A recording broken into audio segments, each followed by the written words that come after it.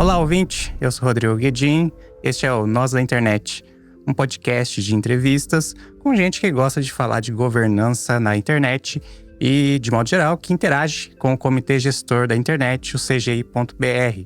Nós estamos em um belo estúdio aquário, no meio da 15ª edição do Fórum da Internet no Brasil, o FIB 15, em Salvador, Bahia.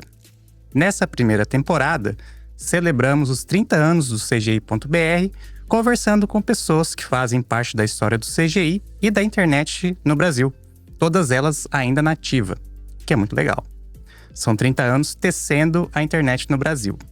É uma honra para mim estar aqui no papel de entrevistador. Nosso convidado de hoje é bacharel em Física e mestre em Engenharia Elétrica pela Universidade de São Paulo, atua desde 96 no Comitê Gestor da Internet, atualmente como secretário executivo, além de ser diretor da assessoria às atividades do CGI.br e do NIC.br.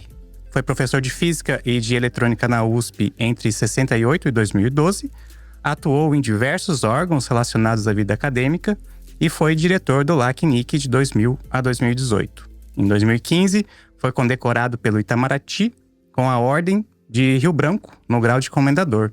Hartmut Glaser, bem-vindo. Muito obrigado, boa tarde a todos. Professor Glaser, pelo histórico que eu levantei para essa entrevista, pelo que eu conversei com o pessoal aqui nos bastidores, você tem um perfil bastante técnico, mas também é muito bom em lidar com pessoas. São duas características que é difícil encontrar na mesma pessoa. A que você atribui isso? É um dom que você teve ou foi algo que você desenvolveu, esse lado mais de pessoas? Eu sou o mais velho de 4 irmãos e meus pais sempre nos envolveram muito em atividades sociais. Então, desde pequeno, eu frequentei grupos de jovens, primeiro de crianças e depois de jovens, onde era fomentada o diálogo, a conversação, o convívio com outras pessoas.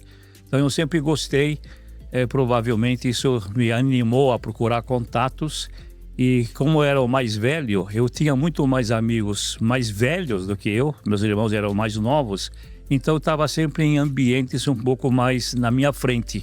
Isso provavelmente me atiçou a fazer perguntas, a provocar e de vez em quando talvez até atrapalhar, mas eu acabei então desenvolvendo esse lado que para mim hoje é um lucro, é um lado humano que eu pessoalmente sinto falta em muitos colegas meus que são profissionais, engenheiros ou até alguma outra área de ciências exatas, e eu tenho essa componente bastante forte na área de humanas. Eu fiz um curso de teologia depois de ter me formado na USP, então eu tenho essa versão também um pouquinho assim humana, com ênfase religiosa. Nunca exerci um ministério de tempo integral nessa área, mas envolvi muito nessa área de gravando programas de educação para famílias, para crianças, para adultos, para jovens, e até hoje faço palestras nessa área. Legal você falar que falta um pouco dessa parte mais social, mais humana no pessoal da tecnologia, né? E a parte mais técnica dos números, de onde surgiu esse interesse? Isso é desde criança, desde pequeno. Meu pai é engenheiro. Então em casa essa parte assim mais de exatas era uma coisa muito, muito forte. E já na escola, no primário e depois no ginásio, descobri que a matemática e física era mais fácil do que química e principalmente do que biologia. Então eu acabei me desenvolvendo nessa área e o meu sonho inicial era entrar na Politécnica, fazer um curso de engenharia. E eu não consegui no primeiro vestibular passar na Poli, mas entrei na Física, que na época ainda era a Faculdade de Filosofia, Ciências e Letras. Então eu fiz o curso completo de Física e mais tarde, acho que foi já o destino, eu acabei conseguindo pedir uma transferência da Física para a Politécnica, onde eu acabei sendo professor até a minha aposentadoria. Muito legal. E aí você chegou ao CGI em 96. Várias pessoas com quem eu conversei aqui antes, né, na pré-produção, me disseram que você vislumbrou que aquela coisa ali de internet seria grande, como de fato acabou se tornando. Foi um palpite embasado por dados? Foi no feeling, uma aposta? A minha atividade na Politécnica era como um dos pesquisadores de um laboratório pioneiro na área de microeletrônica. Nós começamos a desenvolver os primeiros chips no Brasil. Eu diria, abaixo do Equador, foi o primeiro laboratório que fez isso na década de 70. E a gente então sempre perguntava para que fazer isso. Na época, nosso sonho era na parte muito mais de telefonia, talvez rádio, televisão, mas no fim nós acabamos desenvolvendo aplicações específicas para receber o sinal do satélite no Brasil. Então era um projeto com a Telebrás, com a Embratel. A gente começou a perceber que havia dificuldade na parte de comunicação entre os laboratórios, as dificuldades que nós tínhamos de nos aproximar de outros laboratórios e outros centros de pesquisa. E uma grande dificuldade era, dentro da física onde eu estudei, ter revistas atualizadas em tempo real. Então, quando você fazia uma pesquisa, pesquisava a biblioteca, não sei aonde, no interior do Brasil, em algum outro lugar, ou no exterior tem. Mas por que demora tanto para chegar? E aí o pessoal começou a dizer, mas já existem recursos no exterior de você trazer isso através de uma solução virtual. Eu fui assessor de um diretor da Escola Politécnica, que mais tarde foi nomeado presidente da FAPESP. E ele me levou para a FAPESP.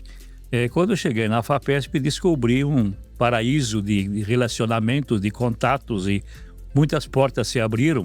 E o professor Francisco Romeu Landi falou, Glaser, você é da área elétrica, você vai cuidar da rede acadêmica do estado de São Paulo. ANSP, ANSP é a sigla. E dentro da rede ANSP eu descobri que tinha um embrião da internet, do que hoje é o nosso registro BR. Mas foi aí que de repente se abriu um horizonte. Nós éramos 4, 5 pessoas na época. O meu antecessor na FAPESP era o Demi Guettico, que é conhecido, e ele saiu da FAPESP. Eu então fiquei com um desafio na minha mão de tentar estruturar alguma coisa que exatamente nos anos 95 e 96 começou a explodir o uso da internet para fins comerciais. De 80 e pouco em diante até 95 era bem acadêmico, era pesquisa. E aí começaram a aparecer bancos, escolas, empresas pedindo para se registrarem. O registro do nome de domínio é o primeiro passo para você ser usuário da internet. É como se fosse a junta comercial, você registra o teu nome da empresa e ganha um CNPJ. No caso, registra teu domínio, você ganha o teu nome. E a gente percebeu que tinha alguma coisa que não estava perfeita. Dentro da FAPESP, órgão público estadual, no FAPESP estadual, mas pedidos até do Brasil todo. E aí a gente começou então a sonhar um pouco mais alto. E em 95, um ano antes de eu chegar, foi criado o Comitê Gestor. Então a primeira coisa que nós fizemos foi conversar com o Comitê Gestor da Internet, e na época eram 9 conselheiros, como é que podemos estruturar.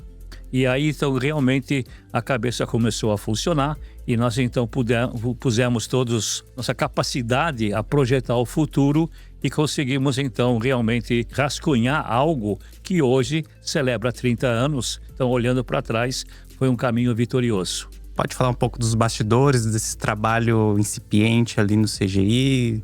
Veja, bem no início, o sistema de registrar domínios era uma coisa manual. Era uma coisa que não estava preparado para uma explosão. Nós recebíamos documentos para você provar que você tem algum vínculo com aquele nome que você queria registrar, ou uma empresa, ou uma pessoa do governo, ou alguma outra entidade, mas era um negócio bastante de papel. E prevendo que a coisa ia explodir, eu saí à busca de alguém que poderia nos desenvolver um sistema próprio, nosso, brasileiro, uma plataforma para registrar nome de domínio. Eu comecei a trabalhar na FAPESP em agosto de 96 e um ano depois nós achamos uma pessoa que hoje é nosso funcionário, Frederico Neves, é o nosso diretor de tecnologia, e nós fizemos um desafio a ele, mais ou menos assim, você tem 90 dias até o fim do ano para desenvolver um sistema, um software, um aplicativo para recadastrar todos os domínios que nós tínhamos naquela época. Isso foi em setembro de 97, eram mais ou menos 30 mil domínios. Quando eu cheguei o ano antes eram 1.000 domínios, quer dizer, era uma fase de explosão naquela época, passar de 1.000 para 30 mil. E nós recadastramos então, mandamos uma circular. Se você quiser continuar com o nome de domínio, o sistema será informatizado. Você, por favor, preencha agora seus dados todos. Isso vai ter agora uma plataforma que vai receber. E a grande mudança também foi que passou a ser cobrado. Até essa época era grátis. E o projeto que sustentava é o projeto de pesquisa, começando a sustentar domínios para empresas, para bancos, e não era essa a jogada. Então nós conseguimos mandar essa circular para os 30 mil clientes, 27 mil responderam que concordavam com essa mudança.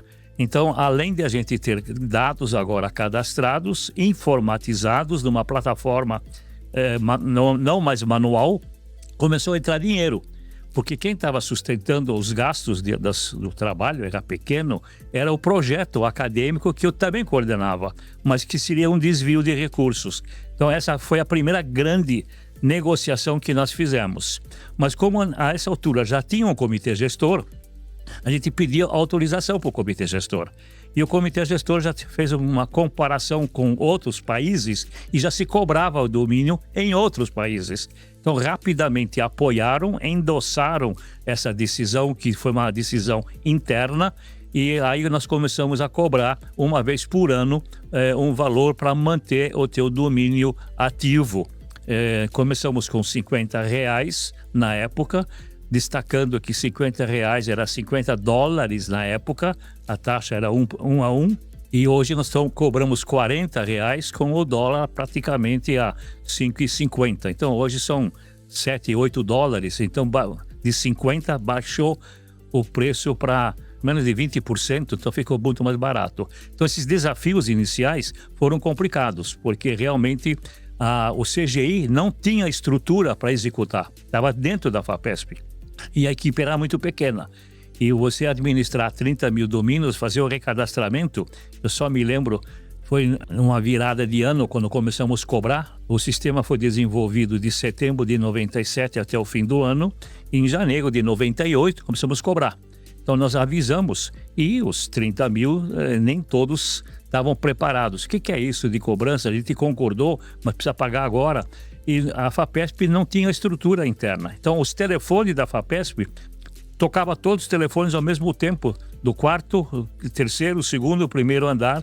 Então a primeira coisa que eu recebi foi um puxão de orelha. Muda esse sistema de comunicação, porque ninguém mais consegue trabalhar. Só os teus clientes estão ligando para cá.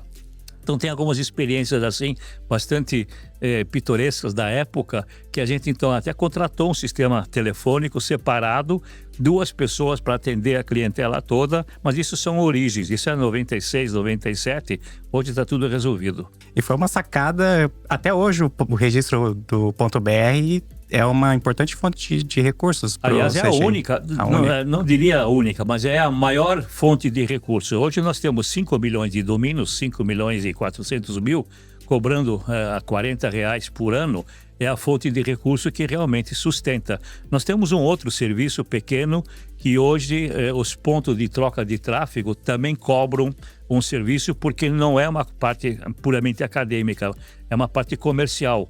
E os pontos de troca de tráfego barateia o custo para os provedores. Em vez de irem para o exterior e voltar para o Brasil, eles trocam o tráfego dentro do país. Então não precisa de linha internacional, links internacionais. Então isso nós estamos cobrando. No começo também era pioneirismo, era grátis. Agora estamos cobrando, então dá uma pequena receita. E além disso, nós também temos alguns cursos que são pagos. Então nós temos, mas 98% vem pelos nomes de domínio. Corrija-me se eu estiver enganado, mas o .br, o fato de ser sem fins lucrativos é algo meio único no mundo? Em outros países funciona diferente? Como é que é? Não, tem muitos países onde o registro também ele é feito por entidades sem fins de lucro. Tem vários sistemas. O nosso, em particular, ele é totalmente sem fins de lucro. O NIC-BR, que é o braço executivo do comitê gestor, que opera, que implementa as decisões do CGI, ele é uma entidade sem fins de lucro. Todo o dinheiro precisa ser reinvestido na internet brasileira. Tem países onde, por exemplo, da Alemanha, o DENIC, DE-NIC, Deutschland NIC, é uma associação de todos os provedores que prestam serviço. Então, eles têm entre eles um acordo, não conheço os detalhes. Então, uma parte vai para o DENIC, que faz a administração, e uma outra parte, os próprios provedores, então, usam para melhorar o serviço para os seus clientes. Um paralelo que é muito, talvez se serviria de exemplo, tem países que o endereço IP, que caracteriza teu número da tua rede, é alocado por outras entidades. No Brasil, o NIC, ele delega também o endereço IP. Mas vamos pegar o caso da Europa. Eles têm uma entidade que chama RIPE, R-I-P-E, que aloca todos os IPs para todos os países da Europa. E paga-se para esse serviço. Na América Latina, só fazendo um parênteses, é o LACNIC, que tem sede em Montevidéu, que faz para a América Latina. Mas o Brasil recebe um bloco grande. E esse bloco nós alocamos e é pago. Então o Brasil paga uma parte e uma parte nós mandamos para a sede lá em Montevidéu. Mas voltando para o caso do RIP na Europa, eles cobram um valor. E eu tive numa assembleia deles como visitante, como observador, e foi apresentada uma proposta. Nós temos lucro, não lucro, temos um excesso de receita. Vocês querem baratear o custo para vocês, clientes? E a resposta não, nós não queremos. Nós queremos mais serviços de vocês. Já que estamos pagando, para nós esse dinheiro não é um peso muito grande. Então, por favor, mais curso, mais treinamento, mais evento. E isso ficou na minha cabeça. Então, a gente nunca chegou para o nosso mercado, vou baixar de 40 para 30.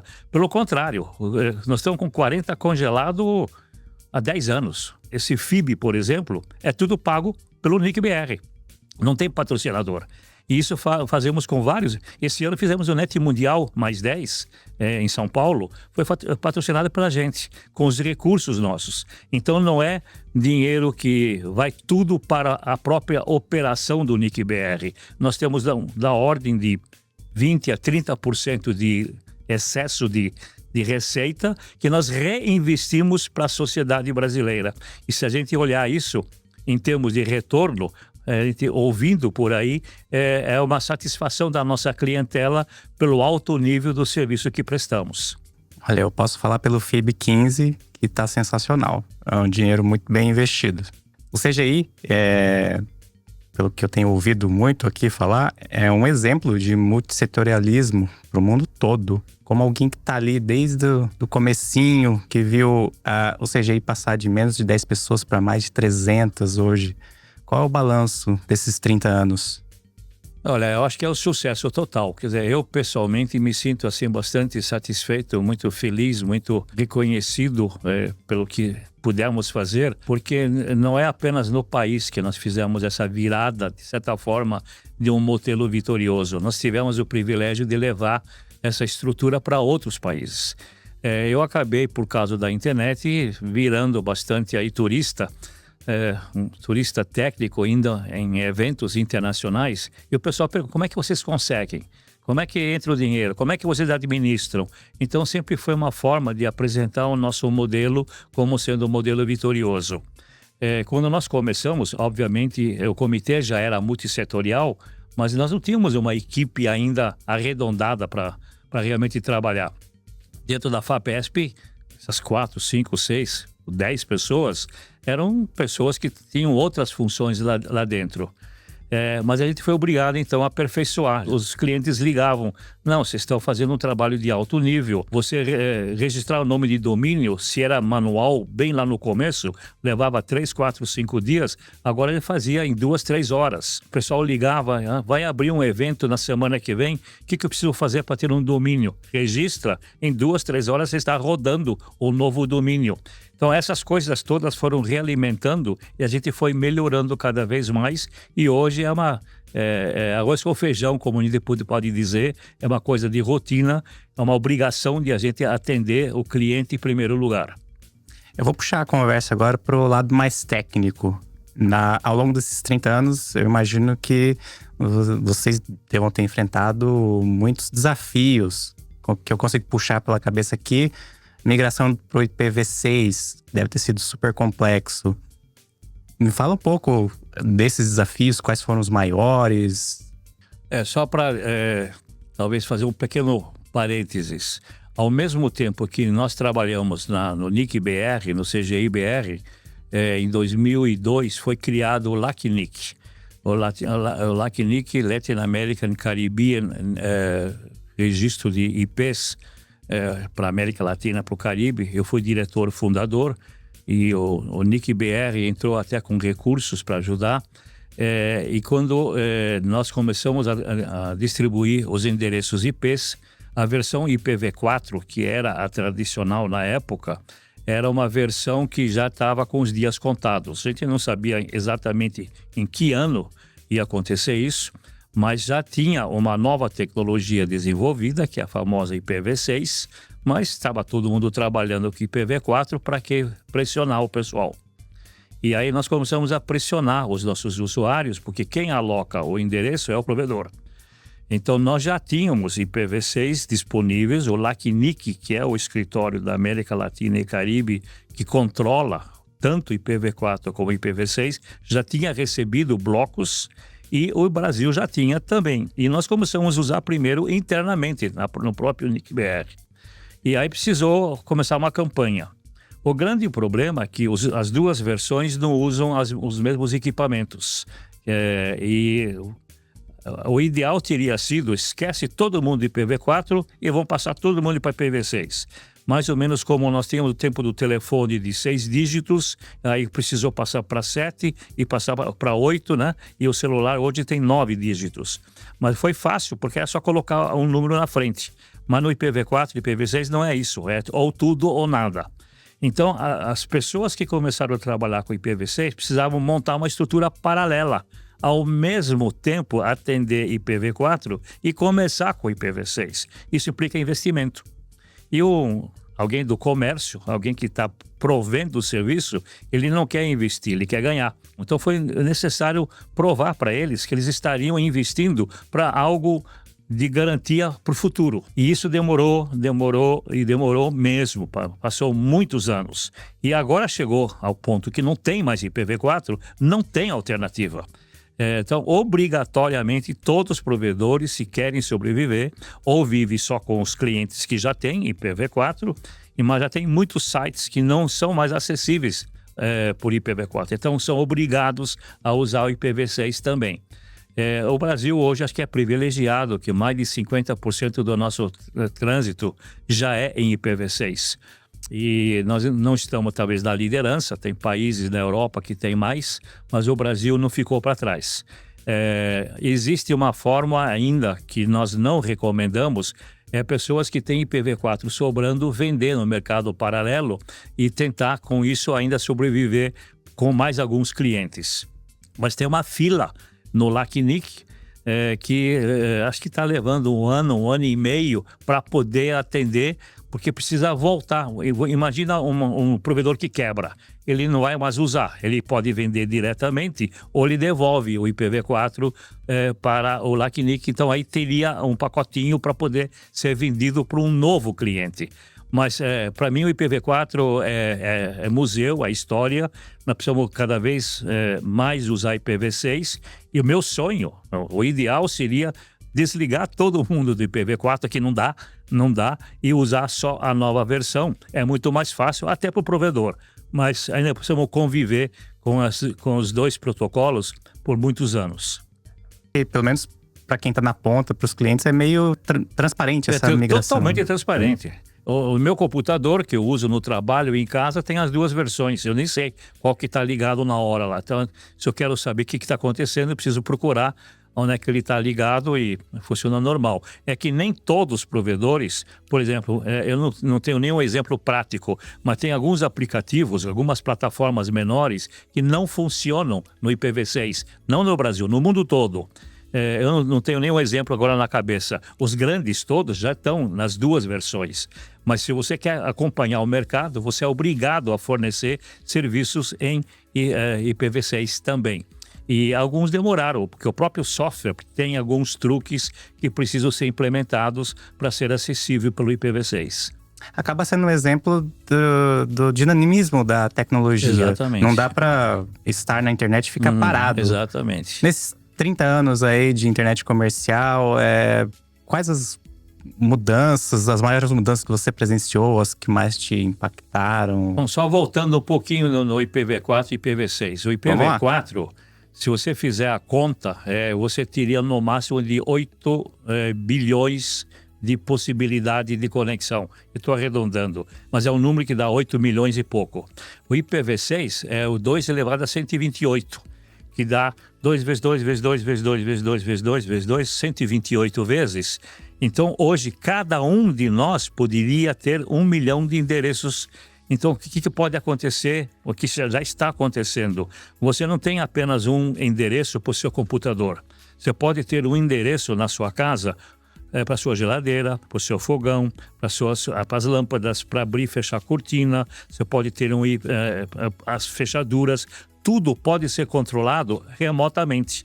Um amigo meu, há 10 anos atrás, morava na Espanha e viajava pelo mundo. Ele controlava toda a casa dele remotamente, porque ele tinha o IPv6 aplicado, não sei, em 500, 600, 1000 endereços diferentes da casa dele. E ele tinha um cachorro que ficava no quintal, e para o cachorro saber que ele estava em casa, mas ele não estava, ele abria a cortina e fechava a cortina remotamente. Ele remotamente ligava um áudio e chamava o cachorrinho dele. Uau, uau, como é que você está? Está tudo em ordem? Tudo remotamente. Então, isso vai ser possível, né?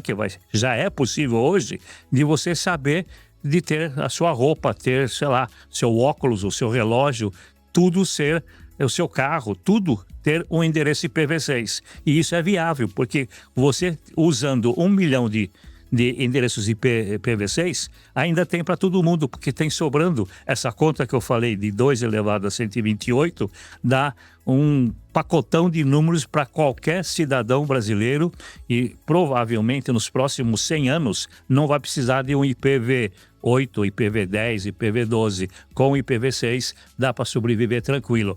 Será que não dá para duvidar, né? Vai que... Vai que... Internet das coisas tem tudo a ver com isso, né? Exatamente. Aliás, isso que hoje, quando você faz uma conexão de internet, você não dá só para o teu computador. Você precisa pôr um endereço IP no roteador. Você pôr um endereço IP nos equipamentos no caminho. Então, muitas vezes a gente fala, puxa, mas 8 bilhões, não, a população dá um IP para cada um, mas esquece que cada um tem um celular, um computador. Só eu devo estar usando uma meia dúzia na minha casa, né? 3, 4 computadores, 2 celulares, 3 celulares. Agora, se começar a querer controlar minha janela, as portas, as fechaduras, minha segurança, eu tenho um alarme na minha casa, cada alarme pode ter um IP. Então, tudo isso vai consumir cada vez mais. Então, o IPv6 chegou em boa hora e é bom o pessoal que não fez ainda migrar para o IPv6. O grande problema é que precisa ter equipamento dobrado, não em casa, mas o fornecedor para o provedor. A gente chama de dual stack. Precisa ter 2 instalações paralelas que precisam conversar entre elas, senão quem está numa rede não fala com a outra, mas o provedor ele faz uma interconexão, então via IPv4 você chega no provedor e ele fala com alguém do IPv6. Muito bom. Professor Glaser, em 2014 teve o NET Mundial, foi um evento bem marcante com a participação da presidente Dilma Rousseff e você teve um papel bem importante. Conta pra gente como é que foi isso. Em 2009, o CGI estava muito preocupado com ações judiciais, cobrando o NIC, o CGI, sobre algumas decisões da internet, e nós não tínhamos nenhum parâmetro, princípios que poderiam defender a nossa posição. Então, em 2008, 2009, nós elaboramos o que se chama o Decálogo, que são os boas práticas da internet brasileira, e mandamos isso para os juízes, para a justiça no Brasil, como sendo pedras irremovíveis. São milestones, são decisões realmente que nós vamos defender de unhas e dentes. Fizemos uma grande promoção e o governo gostou da proposta. O Ministério da Justiça usou isso como sendo talvez uma base muito forte e contratou, então, uma entidade fora do CGI para fazer uma consulta pública para tentar elaborar uma lei, alguma recomendação com mais peso do que um decálogo de uma entidade, de uma ONG qualquer. O que aconteceu? Em 2013, houve o grande escândalo do Snowden no mundo todo, e a gente acabou descobrindo que o Brasil estava envolvido com espionagem da própria presidência da República, a presidente Dilma, a Petrobras e outras entidades foram espionadas por agentes externos, e o Snowden revelou tudo isso. E o CGI acabou, de certa forma, sendo pressionado a se manifestar. O CGI completo conseguiu uma entrevista com a Dilma, com a presidente Dilma na época. Isso foi em 2013, mais ou menos setembro, e já tinha aprovado o nosso decálogo como uma proposta de uma lei que hoje é o Marco Civil, MCI, Marco Civil da Internet, e a gente queria que isso fosse aprovado em forma de uma lei para o Brasil todo. A presidenta Dilma foi abrir o evento da ONU. Compete ao Brasil sempre fazer a abertura das assembleias da ONU em 2014.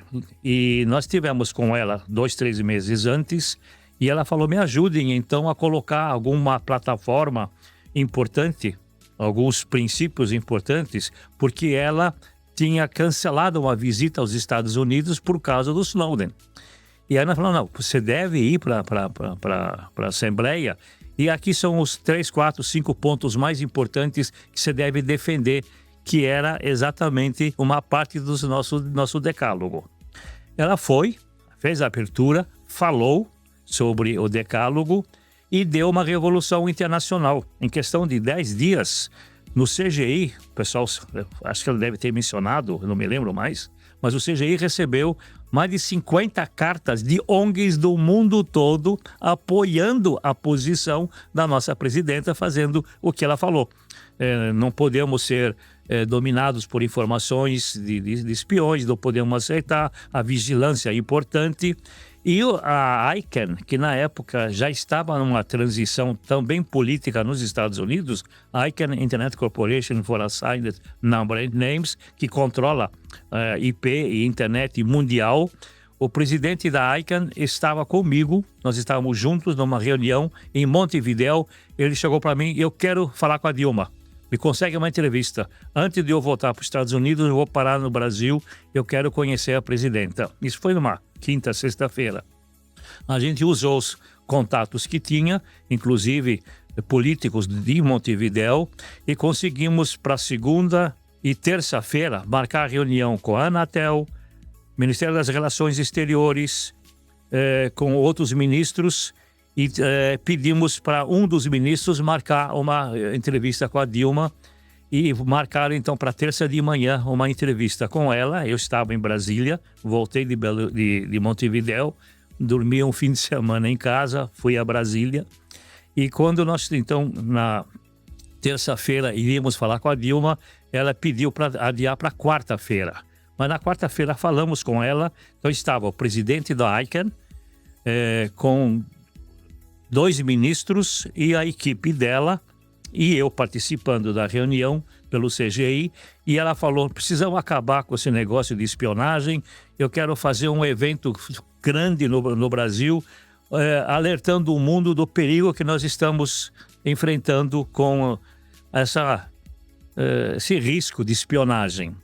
E o presidente da ICANN falou: tudo bem, vamos fazer um evento.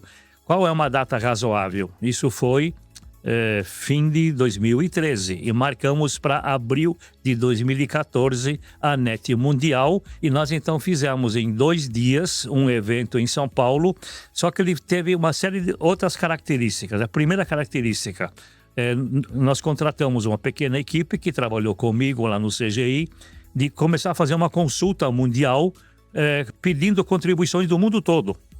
Então nós temos uma lista de, 1.000 pessoas, recebemos contribuições, a gente sistematizava tudo isso como propostas de princípios de uso da internet baseados no nosso decálogo, mas agora o mundo todo participando.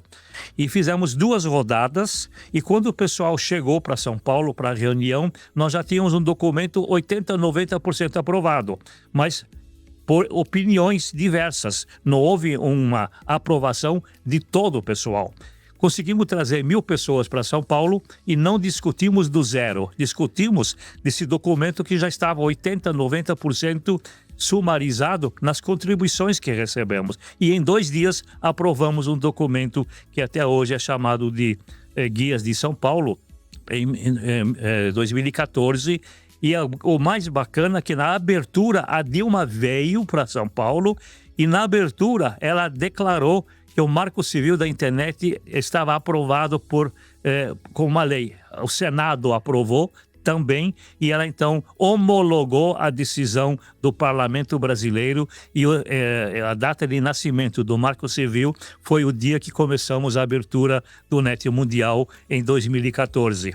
Como foi tão importante, nós tivemos a ideia de fazer o Net Mundial mais 10, que foi agora em 2024, onde nós fizemos uma reavaliação de como isso está seguindo, fizemos algumas adaptações, alguns reforços e agora então tem um novo documento com as recomendações de São Paulo para a gente implementar o modelo multissetorial, que é a grande característica do Comitê Gestor Brasileiro. O nosso modelo que não é decisão de governo, não é decisão de um setor, mas é da sociedade toda. Então nós somos mais uma vez pioneiros e um modelo, um exemplo para os outros países também. Isso nos anima, nos alegra em continuar essa luta por uma internet aberta, democrática, escalável e que atenda realmente a demanda de todos. Nesses 30 anos de internet, além do IPv6, que outra mudança que te impressionou, Bom, veja, o grande desafio para um país como o Brasil, que é um país continental, a coisa que mais me sempre incentivou e desafiou foi a inclusão digital. A gente muitas vezes esquece da inclusão digital, fala, tem uma tecnologia, todo mundo tem acesso. Os carros estão à venda na loja, as geladeiras estão à venda na loja, tudo que você quiser, você vai no supermercado, mas na internet não é assim. Você precisa ter uma infraestrutura. Então, o meu grande sonho, e eu falei isso na abertura aqui, mas eu já falei em outros lugares também, é ver os 220 milhões de brasileiros usando a internet. Não tendo acesso, usando a internet. Ter acesso é uma coisa. Você tem coisas à disposição que você não consegue comprar porque custa. Então, todo mundo tem acesso a um supermercado, mas não consegue comprar, porque tem coisas muito caras. E na internet está a mesma coisa, comprar um computador, pagar uma linha, pagar uma manutenção, você precisa ter dinheiro. Em lugares que você tem dinheiro, você não tem infraestrutura. Então, como é que nós vamos incluir, por exemplo, os quilombolas, os ribeirinhos, os indígenas, os povos da floresta? Ainda deve ter 20, 30 milhões de brasileiros que não têm acesso à infraestrutura. Então, o meu grande sonho e o meu grande desafio é continuar essa inclusão digital. Nós ainda temos pessoas excluídas. Além das pessoas que estão excluídas por meios tecnológicos, tem os excluídos por deficiência física. Então, nós lá no NIC-BR temos um departamento que investe pesadamente em projetos de acessibilidade, pessoas com alguma deficiência de acesso. Pode ser talvez só porque ele não tem os dedos ou não tem um braço. Então ele precisa ter uma outra forma. Ou ele é cego, então ele precisa ter outro mecanismo para poder fazer a leitura, de tal forma que todos os 220 milhões de brasileiros sejam totalmente incluídos geograficamente, tecnicamente, fisicamente, para ter esse acesso à internet, que é uma revolução de informação, e quem tem informação se desenvolve, aprende, pode crescer na vida. Assim como a escola é fundamental, você ter acesso à internet, você tem acesso a todas as informações. Meus filhos, que hoje já são adultos, quando eles tinham 11, 12, 13 anos, eu dei o primeiro computador para eles. E eles hoje falam: pai, joga fora teus livros da biblioteca, eu não quero mais enciclopédia britânica. Eu tenho acesso na internet. Por que eu vou gastar livros com estante se eu aperto um botão, ponho lá um buscador e me traz a informação? Eu sou do tempo de ler em livros. Eles fizeram toda a lição de casa usando computadores. A prova que meu filho hoje é computeiro, trabalha na área de segurança de uma grande empresa, nessa área. Minha filha, que foi professora, parou de trabalhar agora para cuidar já dos filhos adultos que ela também tem. Ela fez todas as aulas dela na computação. Então, no meu tempo era GIS, era quadro negro, era transparência. Então, qual é o sonho, qual é o desejo? É a gente vencer essas barreiras culturais, financeiras, econômicas, de poder aquisitivo, de a gente realmente complementar. Eu acho que o computador não substitui o professor, mas é uma ferramenta muito, muito, muito importante para formação, para instrução da nossa geração. Informação é poder, como já dizem. E um dos assuntos também que estão sendo debatidos no FIB e que é de preocupação de todos, talvez não diria um excesso, mas como lidar com esse fluxo de informações? Muitas vezes não é uma informação de boa qualidade. Eu queria, claro, é uma pergunta, é um assunto muito amplo, então eu queria segmentar, perguntar como você lida com esse fluxo gigante, cada vez maior de informações que a gente recebe pela internet, por vários canais da internet. Como seria a sua dieta de informação, assim? A pergunta é bem complicada. Veja, cada um de nós tem um interesse maior ou menor. Provavelmente eu estou perdendo mais informações do que estou aproveitando. Não consigo acompanhar tudo que existe. Então eu divido o meu tempo mais ou menos assim. Primeiro são as informações que eu vou precisar profissionalmente, de preferência naquele dia. Então de manhã eu começo a fazer uma varredura, muitas vezes só de manchete, de 3, 4, 5 jornais. Me interessa. Durante o dia vai depender dos desafios que eu vou receber durante o dia. Mas tem também uma horinha onde eu desligo tudo e ouço música. Então eu vou para os arquivos de música. Felizmente o YouTube tem todas as opções. Eu estou lá inscrito em 10 ou 12 ou 15 programas. Então eu vou pegar uma música mais clássica, uma música mais ritmada, mais rítmica. Então a gente vai precisar se disciplinar. Não dá para acompanhar tudo. E nem na minha área de formação física, eu estou totalmente desatualizado. É claro que tem coisas que me interessam. Por exemplo, a internet quântica. É uma coisa nova que está surgindo. Então, de vez em quando, no fim de semana, ou sei lá, num horário qualquer, o que tem de novidade? Então, a gente vai precisar se disciplinar. Você não pode ir numa biblioteca ler todos os livros. Então, você não pode também na internet querer acompanhar tudo. E as informações que nós recebemos hoje são tantas que atendem a toda a demanda. A demanda são todos os leitores. Um componente recente desse ecossistema de informação é a inteligência artificial. Tem se falado muito. Qual a sua opinião? Usa, não usa? Para começar, o nome é enganoso. A inteligência artificial, ela é machine learning. É o que nós ensinamos para a máquina. Ela só vai fazer aquilo que nós ensinamos. É claro, eu assisti o filme 2001 em uma Odisseia no Espaço. Alguns de vocês talvez não tenham nem nascido ainda. E de repente o computador entrou em curto e começou a fazer coisas que não devia fazer. Um carro, você está de repente quebra o pneu, fura o pneu, alguma coisa. Então acontecem coisas e a computação tem isso. Tem um bug e o software entra em pânico, queima um circuito e você de repente tem alguma atitude não prevista. E precisa se prever isso. Segurança bancária não consegue prever todas as alternativas. Então a inteligência artificial, ela para mim ainda está nos dias iniciais. Eu acho que ela vai ajudar muito. Vai ajudar principalmente em tudo que é repetitivo. É claro que um médico, ou um engenheiro, um pesquisador, qualquer outra pessoa pode se apoiar em informações que ele recebe pela inteligência, mas uma só vai fazer aquilo que ela aprendeu a fazer. E quem é que está por trás dela é o ser humano.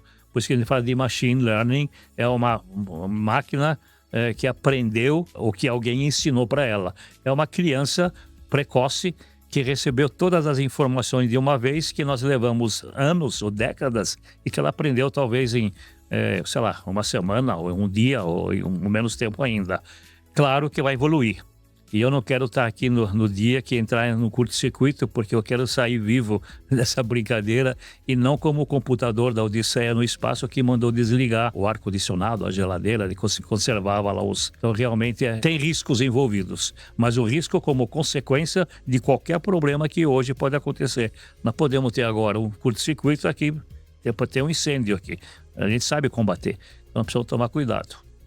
Usar com moderação. Exatamente. Último recado para a gente encerrar esse bate-papo, para quem nos ouve. Talvez só para dizer o seguinte, depois de a gente estar envolvido 30 anos com a internet, eu não era da área, eu sou formado em física, meu sonho era ser físico nuclear, e eu mudei, felizmente, a tempo para entrar numa coisa nova. Eu me sinto realizado naquilo que estou fazendo, continuo ativo. Não sei por quanto tempo, depende da saúde e das condições, mas eu gostaria de realmente animar aqueles que trabalham com a internet, a nossa equipe agora com 300 e tantas pessoas envolvidas, a manter esse ideal de a gente fazer algo de útil para a humanidade. Eu sei que para muitos é o emprego. Eu defendo uma vida social de um bom nível para todo mundo, mas deve ter um significado maior. Nós não estamos aqui apenas sobrevivendo, nós estamos aqui vivendo. E a vida significa contribuir para um mundo melhor. E compete a nós, que temos esse privilégio de uma educação, de uma formação, contribuir para que o Brasil, o mundo seja melhor. Desde a fase de guerras, tirando as guerras, né? Pacificação, mas o padrão de vida melhor. E o Brasil é um Brasil tão desigual. E eu acho que a internet pode ser uma ferramenta útil para a gente ter um padrão de vida mais classe média para todo mundo.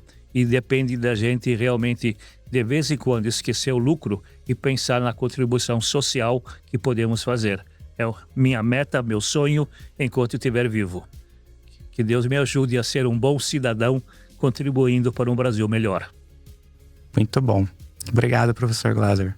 Como todo bom podcast, o Nós da Internet é distribuído por um feed RSS. Isso significa que você pode ouvi-lo em qualquer aplicativo de podcasts. Procure a gente, inscreva-se, dê estrelas, corações, comentários, aquele roteiro que você já conhece. E não se esqueça também de seguir o nick.br nas redes sociais. Os endereços, os links estão na descrição desse episódio e no site nick.br, assim mesmo, sem .com, nick.br. O Nós da Internet é mais uma das iniciativas proporcionadas pelo registro de domínios.br. Registro seu. Muito obrigado pela audiência e até a próxima.